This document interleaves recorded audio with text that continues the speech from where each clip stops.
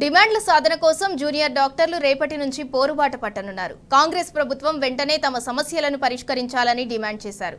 గత 6 నెలలుగా ఆరోగ్య మంత్రికి అధికారులకు తమ గోడు చెప్పుకుంటున్నా పట్టించుకోవట్లేదన్నారు.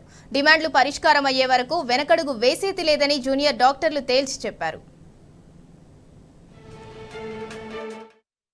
జూనియర్ డాక్టర్స్ అనే వాళ్ళు పోస్ట్ గ్రాడ్యుయేట్స్ ఎక్కువ మంది ఉంటారు. పోస్ట్ గ్రాడ్యుయేట్స్ అంటే 25 ఇయర్స్ పైన వాళ్ళే చాలా మంది ఉంటారు. మరి వాళ్ళలో చాలా మందికి పెళ్లిళ్ళు ఉంటాయి, కుటుంబాలు ఉంటాయి, ఈఎంఐస్ అనేది ఉంటాయి. ప్రతి నెల మేము అధికారుల చుట్టూ తిరిగి మా స్టైఫండ్స్ ఎక్కడి వరకు వచ్చినాయి, మాకు ఎప్పుడు పడతాయని ఇప్పటివరకు మాకు క్లారిటీ అనేది లేదు. చాలా రాష్ట్రాల్లో 10th లోపు స్టైఫండ్స్ క్రెడిట్ అయిపోతున్నాయి. మరి మాకెందుకు అట్లా ఒక డాక్యుమెంట్ రిలీజ్ చేయలేకపోతున్నారు? మీకు రెగ్యులరైజ్ చేస్తున్నాము, మీరు తిరగాల్సిన అవసరం లేదు, ఇది ప్రతి నెల ఈ తేదీలోపు మీకు స్టైఫండ్స్ క్రెడిట్ అవుతాయి. ప్రతిసారి మేము తిరగాల్సి వస్తుంది వీటి కోసం. మాకు అట్లా వద్దండి, మాకు ఒక డాక్యుమెంటెడ్ ఎవిడెన్స్ కావాలి. మాకు ఈ టైం లోపు ప్రతి నెల మేము స్టైఫండ్స్ రిలీజ్ చేస్తాము అని మాకు ఒక ఇది కావాలి. అండ్ ఉస్మానియా జనరల్ హాస్పిటల్లో చూసుకుంటే పేషెంట్సే కాకుండా డాక్టర్స్ కూడా చాలా ఇబ్బందికి గురవుతున్నారు. అక్కడ సరైన వాష్రూమ్స్ లేవు, సరైన డ్రింకింగ్ వాటర్ ఫెసిలిటీ లేదు. అసలు మెయిన్ బిల్డింగ్ మూత పడిపోయి 4 ఏళ్ళు అవుతుంది. పక్కనున్న బిల్డింగ్స్లో అడ్జస్ట్ చేస్తున్నారు. ఇప్పుడు వర్షాకాలం వస్తుంది, మరి కింద ఫ్లోర్ బెడ్స్ కూడా చాలా ఏసీ పేషెంట్స్కి ట్రీట్మెంట్ ఇస్తున్నారు. అవన్నీ తడిచిపోతున్నాయి. మరి ఎంత ఇబ్బంది పడాల్సిన అవసరం ఏముంది? ప్రభుత్వం దగ్గర ఫండ్ లేదు అంటారా? హెల్త్ కేర్కి మించి మెయిన్ ఏముంటుందండి? డాక్టర్స్ మమ్మల్ని బతికిస్తే కదా మేము రోగులను బతికించేది.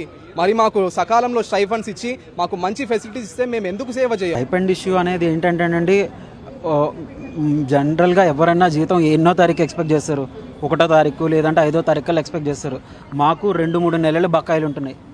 ఎందుకు ఇన్ని నెలలు బకాయిలు ఉంటున్నాయి? ప్రాసెస్ ఎట్లా అవుతుంది అంటే, మా అటెండెన్స్లు పోవాలంటారు, క్లర్క్కి వెళ్ళాలంటారు, కింద అకాడమిక్ డిపార్ట్మెంట్కి వెళ్ళాలి, అకాడమిక్ నుంచి డిఎంఈ నుంచి టీఎస్ఎంఐడిసికి వెళ్ళాలి, అక్కడ నుంచి ఇంకొక 2 టేబుల్లు, అక్కడ నుంచి మళ్ళీ హెల్త్ మినిస్ట్రీకి, హెల్త్ నుంచి ఫైనాన్స్. ఇన్ని టేబుల్స్కి మేము అడిగితే కానీ వాళ్ళు చెయ్యరు. ప్రతి నెల మేము వెళ్ళి అడగాల్సి వస్తుంది.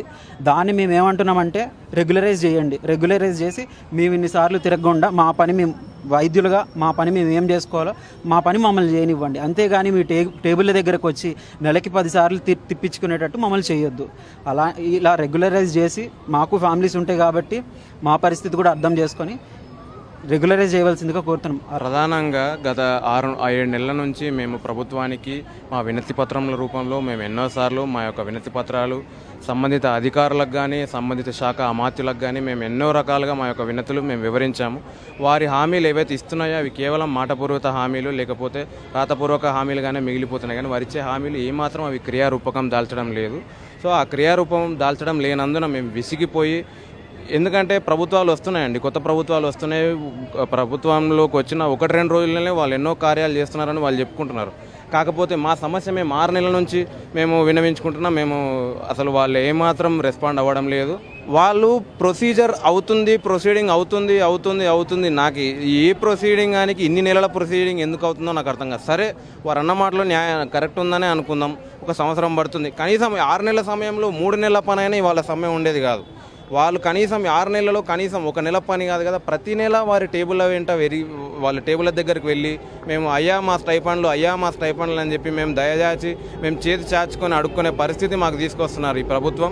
మేము ప్రజలకు ట్రీట్మెంట్ ఇవ్వాలా, లేకపోతే వాళ్ళ టేబుల్ సెంటర్ తిరగాలా, మా ఫైనాన్స్ ఇష్యూస్ డీల్ చేసుకోవాలా, లేకపోతే ఈ ఇన్ఫ్రాస్ట్రక్చర్ సరిగ్గా లేదు. నా మీదనే 2 సార్లు ఇదేమంటారు సిమెంట్ పెచ్చి ఊడిపడింది. నేను ఆ వాటితో డీల్ చేసుకోవాలి. ఒక మనిషి ఎంతవరకు స్ట్రెస్ డీల్ చేసుకోగలుగుతాడో మీరే అర్థం చేసుకోండి.